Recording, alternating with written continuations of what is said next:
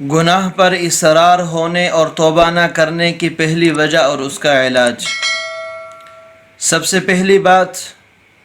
انسان گناہوں پر اصرار کیوں کرتا ہے؟ گناہ پر جو سزا اللہ رب العزت نے تجویز فرمائی ہے وہ گناہ کرتے وقت انسان کے سامنے نہیں ہوتی، اس سزا کا استحضار نہیں ہوتا، اور ظاہری بات ہے جس کام کا نتیجہ، جس فعل کا نتیجہ آدمی کے ذہن میں نہیں ہوتا، اس کام کو، اس فعل کو کرتے وقت انسان کو کوئی ڈر اور خوف نہیں ہوتا، انسان کے ذہن میں اس کی کوئی وقعت نہیں ہوتی، جس کی وجہ سے گناہ پر اصرار ہونے لگتا ہے۔ تو اس صورت کا جواب کیا ہے کہ انسان کو سوچنا اور جاننا چاہیے جو چیز ایک نہ ایک دن ضرور آنے والی ہے وہ قریب ہی ہے، کیونکہ بعید تو اس کو کہنا چاہیے جو آئے نہیں، جو ایک دن آنے والی ہے وہ بعید کہاں، خصوصاً موت کہ جس کا آنا یقینی بھی ہے، پھر اس کا وقت بھی مقرر نہیں، تو اس کے بعید ہونے کا تو معنی ہی نہیں۔ کیا خبر آج ہی کا دن آخری دن ہو، یہی مہینہ آخری مہینہ ہو، یہی سال تمہاری عمر کا آخری سال ہو۔ اس کی طرف سے غفلت کرنا کتنی بڑی حماقت ہے۔ پھر یہ بھی بات سوچنی چاہیے کہ جس طرح آدمی دنیا کے رزق کمانے کے لیے جگہ جگہ جاتا ہے اور مشقت اور برداشت کرتا ہے، تکالیف برداشت کرتا ہے، مصائب برداشت کرتا ہے، حالانکہ اس سے معلوم ہے کہ دنیا کی زندگی بہت مختصر، اس کے باوجود یہ انسان کتنی مشقت برداشت کر لیتا ہے، تو وہ آخرت کا گھر جو ہمیشہ رہنے والا گھر ہے اور ہمیشہ رہنے کی زندگی ہے، کبھی موت نہیں، کبھی بڑھاپا نہیں، کبھی نعمتوں کو چھینا نہیں جائے گا، تو اس گھر کے لیے آدمی کم از کم اتنی تو فکر کرے، اتنی مشقت و برداشت کرے جتنی دنیا کی زندگی کو گزارنے کے لیے کرتا ہے۔ توبہ نہ کرنا اور گناہوں پر اصرار کرنے کی دوسری وجہ یہ ہے کہ نفس کو اپنی مرغوب خواہشات اور لذتوں میں مزہ آ رہا ہوتا ہے، اس لیے گناہ کا چھوڑنا اور اس پر بار بار اصرار کرنا آدمی کے لیے آسان ہو جاتا ہے۔ اس کا علاج یہ ہے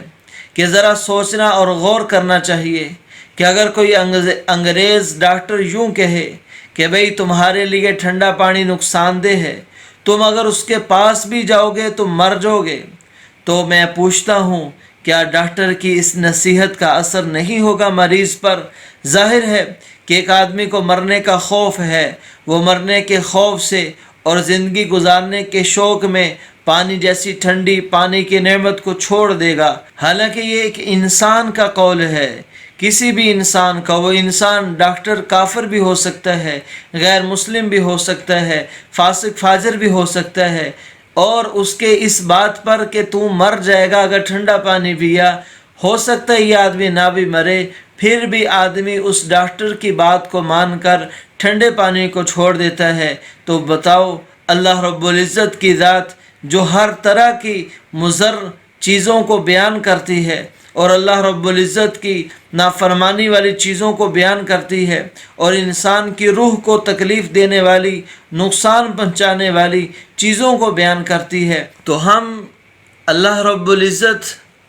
کی بات کو سنیں، اللہ رب العزت کی بات کو مانیں کہ ایک ڈاکٹر کے کہنے پر ہم ٹھنڈا پانی چھوڑ دیتے ہیں، ایک ڈاکٹر کے کہنے پر اپنے خواہشات کو چھوڑ دیتے ہیں، تو پھر اللہ رب العزت کی بات کو کیوں نہیں مانتے؟ کیا ہم اللہ رب العزت کی بات کو ایک ڈاکٹر کی بات کے برابر بھی نہیں لے کر آتے؟ ذرا سوچیں اور اس میں غور کریں کہ اگر ہم دنیا کی تمام لذتوں کو حاصل بھی کر لیا تو کیا ہوا؟ ایک دن یہ لذتیں ختم ہو جائیں گی، لیکن اگر ان خواہشات کی وجہ سے آخرت کی نعمتیں ہم سے چھین گئی اور آخرت میں ہمیں ہمیشہ میں عذاب میں جلنا پڑا تو کیا ہوگا؟ تو جو آدمی اس انداز سے اپنے آپ کو سمجھائے گا کہ ڈاکٹر کے کہنے پر میں اپنی منچاہی زندگی کی خواہشات کو چھوڑ دیتا ہوں، تو اللہ رب العزت کے کہنے پر مجھے زیادہ حق بنتا ہے کہ میں اللہ کی نافرمانی کو چھوڑ دوں۔ تیسرا سبب آدمی کے گناہ پر اصرار کرنے کا وہ کہتا ہے ابھی جوان ہوں، جب بڑھاپا آئے گا،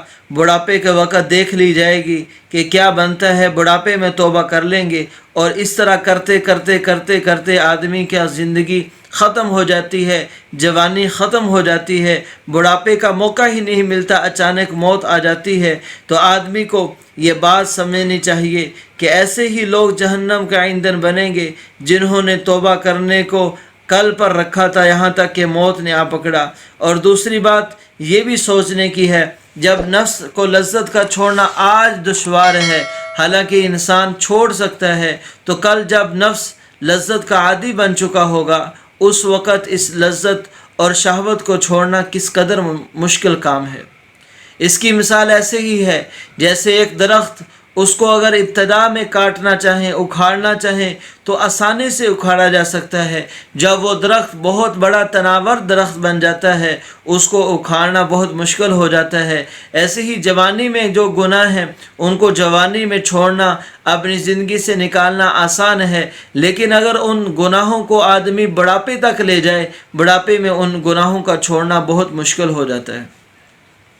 چوتھا سبب گناہ کرنے کا اور اس پر اصرار کرنے کا یہ ہے کہ آدمی سوچتا ہے اللہ بڑا غفور اور رحیم ہے، اللہ رب العزت ہمارے گناہوں کو معاف کرنے والا ہے، تو یہ بات سوچ لینی چاہیے۔ اور اس کی وجہ سے آدمی گناہوں پر اصرار کرتا ہے کہ یہ نفس کی مکاری اور حیلہ جوئی ہے کہ شیطان نے اس پر یہ ایک خول چڑھا دیا کہ تم گناہ پر گناہ کرتے رہو اور تم اللہ رب العزت معاف کرنے والے ہیں۔ حالانکہ حدیث پاک میں آتا ہے عقل مند ہے وہ شخص جس نے اپنے نفس کو متی بنا لیا، مرنے کے بعد آنے والی زندگی کے لیے کچھ اعمال کر لیے، اور احمق اور نادان ہے وہ شخص جس نے خواہشات کی اتباع کی اور یہ کہتا رہا کہ اللہ بڑا غفور الرحیم ہے۔ پانچواں سبب کہ آدمی کو معاذ اللہ قیامت کے آنے پر، قیامت میں کھڑے ہونے پر ہی شک و شبہ شروع ہو جائے کہ کون سی قیامت، کیا مرنا، یہ سب سے خطرناک بات ہے۔ جس ایمان والے کو یقین ہے میں نے مرنا ہے، اللہ کے سامنے جانا ہے،